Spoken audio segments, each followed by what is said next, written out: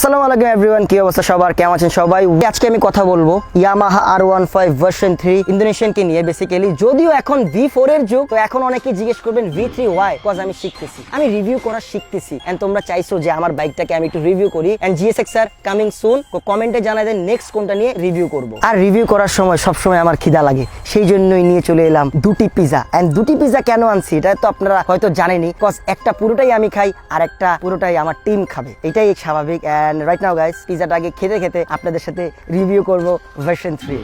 Pizza খেতে খেতে review করার মজাই আলাদা। বাই দা ওয়ে, ভার্সন 3 তো অনেকগুলোই আছে, বাট আমার বাইক কেনার সাথে সাথে কিছু কিছু মডিফিকেশনস আমি করে ফেলি। তার মধ্যে এটার মধ্যে যা যা লাগাইছে এটা আমি লাস্টে বলে দিব, বাট এটার যে মেইন ডিটেলসটা এটা আমি এখন বলবো।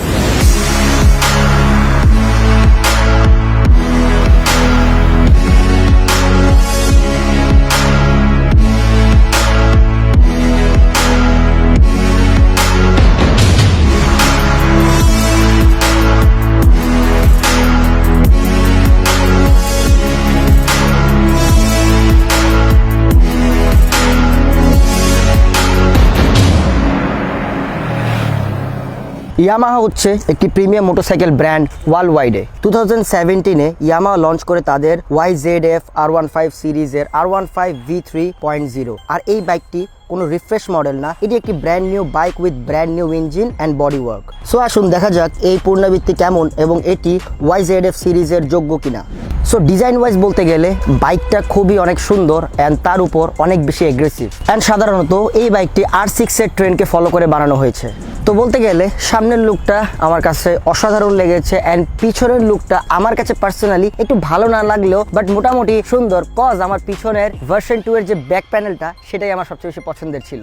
এক একজনের মত এক এক রকম হতেই পারে, এক একজনের ভালো লাগে এক এক রকম হতেই পারে। সামনে design and tail lamp and tank মিলিয়ে বাইকটার মাসলার অ্যান্ড অ্যাগ্রেসিভ একটা লুক আসে। এই বাইকটিতে রিডিজাইন করে আরো অনেক অ্যারোডাইনামিক করা হয়েছে, হেডল্যাম্প অ্যান্ড টেইল ল্যাম্প গুলা LED। আর এই বাইকটি ক্লিপ অ্যান্ড হ্যান্ডেলবার এবং আপসাইড ডাউন ফ্রক সাসপেনশন ব্যবহার করা হয়েছে হায়ার সিসি বাইকগুলোর মতো। The rims, seat, tail lamp, swing arms, disc সবকিছুই R15 ভার্সন 2 থেকে আলাদা। সো এখন চলে আসি আমরা ইনস্ট্রুমেন্টাল কনসোলে। ইয়ামাহা ভার্সন 3-তে নতুন ইনস্ট্রুমেন্ট কনসোল, যেটি ইয়ামাহা স্পেশালি এই বাইকটির জন্য তৈরি করেছে। এটি একটি ফুলি ডিজিটাল মিটার, যাতে আপনি আপনার tachometer, speedometer, odometer, true trip, average fuel consumption, fuel gauge and gear indicators দেখতে পারবেন। কনসোলটি দেখতে প্রিমিয়াম ফিল দেয়। কনসোলের বাম পাশে REV লিমিটার আছে ইন্ডিকেটরস গুলোর সাথে। সো এখন চলে আসি সুইচের ব্যাপারে। R15 ভার্সন 3 সুইচগুলা অন্য হায়ার সিসি ইয়ামাহা বাইকগুলোর মতোই খুবই প্রিমিয়াম। এরপরে চলে আসি ইঞ্জিনে। R15 V3-তে একটি নতুন ইঞ্জিন ব্যবহার করা হয়েছে, যেটি R15 V2 থেকে ডাইরেক্ট আপগ্রেড সব সেকশনে। এই গাড়ির ইঞ্জিন হচ্ছে সিঙ্গেল সিলিন্ডারের 155.1 cc liquid cool SOHC fuel injected engine, যার maximum power output 19.0 bhp at 10,000 rpm আর maximum torque output 14.7 Nm at 8,500 rpm। এবং এই ইঞ্জিনে VVA টেকনোলজি ব্যবহার করা হয়েছে, যেটা আমরা পরে আপনাদের বুঝিয়ে বলবো। আর উচ্চ গতিতে গিয়ার শিফটিং দ্রুত করার জন্য অ্যাসিস্ট অ্যান্ড স্লিপারি কাজ ব্যবহার করা হয়েছে, যেটা আমার কাছে পার্সোনালি খুব বেশি ভালো লাগে। সো এখন চলে আসে আমরা হুইলস অ্যান্ড টায়ারসে, যেটা নিয়ে এখন কথা বলতে হবে। এই সেক্টরে R15 V2 থেকে R15 V3 আপগ্রেড পেয়েছে। আর এখন ফ্রন্টে 180/17 সেকশনের টায়ার এবং রেয়ারে হিউজ 140/70/17 সেকশনের ব্যবহার করা হয়েছে। যদিও আমি ফার্স্টটা বাংলায় বলছি, পিছনেটা ইংলিশে বলার কারণ পিছনের চাকাটা মোটা দিছে, আমার খুব ভালো লাগছে।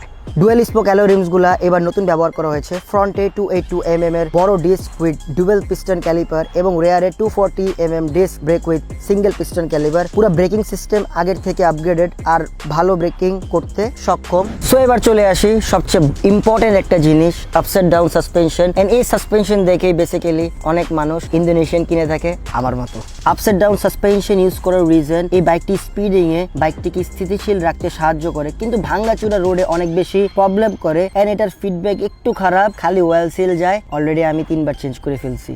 সো এখন চলে আসি চেসিস এন্ড ডিমেনশনস। ইয়ামাহা এই বাইকটি ডেল্টা বক্স টাইপ ফ্রেম ব্যবহার করেছে, যেটি গাড়িটিকে অনেক স্টেবিলিটি দেয়। গাড়িটির গ্রাউন্ড ক্লিয়ারেন্স 155 mm, যার ফলে গাড়িটি আমাদের দেশের যে কোনো রোডে চালাতে প্রবলেম হবে না। গাড়ির ওজন 137 কেজি, মানে 137 কেজি। সো এবার চলে আসি কমফোর্ট এন্ড হ্যান্ডেলিং এ। যেহেতু এটা একটা স্পোর্টস বাইক, এই বাইকের কমফোর্ট আশা করা একটু বোকামি। বাইকটা সিটিতে কন্ট্রোল করা একটু কঠিন, বাট হাইওয়েতে অনেক সহজে। এর সিট হাইট 815 mm হওয়াতে 5 ফিট 7 না না হলে আপনার বাইকটি কন্ট্রোল করতে অনেক কষ্ট হবে। আর যারা 5 ফিট 8 থেকে 6 পর্যন্ত আছেন তাদের জন্য এই গাড়িটি কন্ট্রোল করা সহজ। এখন অনেকে গেস করতেছেন ফাহিম ভাইয়া 5 ফিট 5 কিভাবে বাইকটি চালায়। আসলে আমি স্টান্ট রাইডার ব্রো, আমি সবই পারি। সো রাইট নাও গাইস, চলে আসি এখন পারফরমেন্সের দিকে। That's where the VVA kicks in. গাড়ির সিটি মাইলেজ 40 এন্ড হাইওয়েতে 45। আমি এককালে 52 পাইছিলাম আমার ছোট ভাইয়ের বাইক দিয়ে।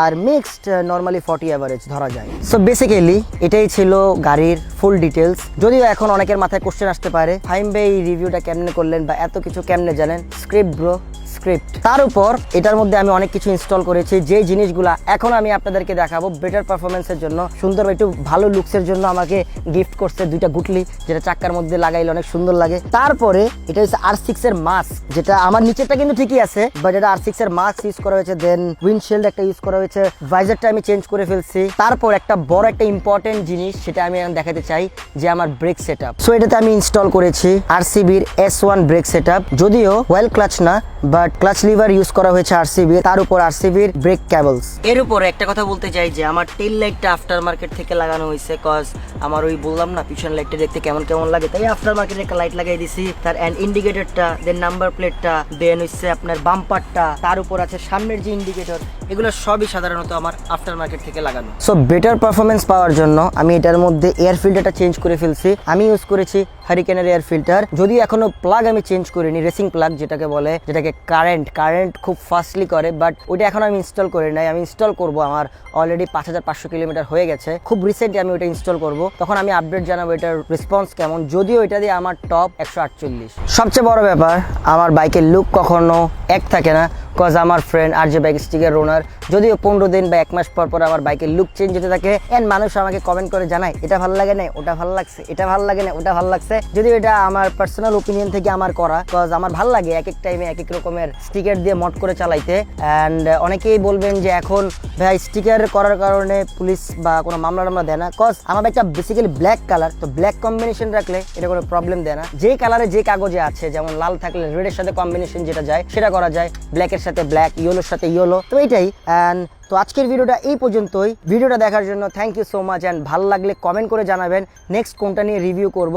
বাই দ্য ওয়ে, আমি রিভিউ শিখতেছি, এখন আমি রিভিউ পারি না। হ্যাভ ফান, পিস, আসসালামু আলাইকুম।